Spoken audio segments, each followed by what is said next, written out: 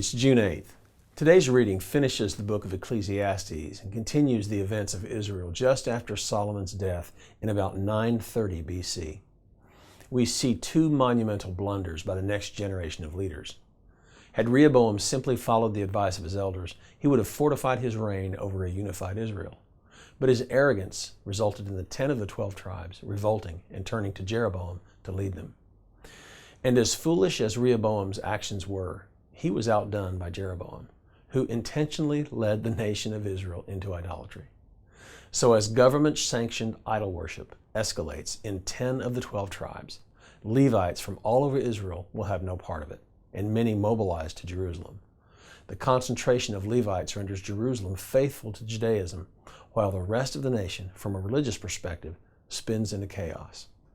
These two decisions by these two young, brash, inexperienced, and foolish kings bring corruption upon the nation and its people. God himself has to step in through the prophet Shemaiah to prevent them from slaughtering each other's armies and making all 12 tribes so weak that they would be an easy target for neighboring armies. The results of these two kings' actions, 10 tribes following Jeroboam and Judah following Rehoboam, were foretold by the prophets. Did God violate the free will of these two kings? No. Did they make these foolish decisions themselves of their own free choice? Absolutely.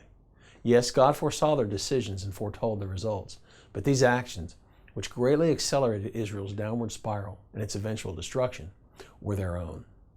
And at the same time, they were the result of Solomon's disobedience of tolerating the idolatry that we read of 3 days ago on June 5th. The seeds planted by Solomon were reaching full bloom.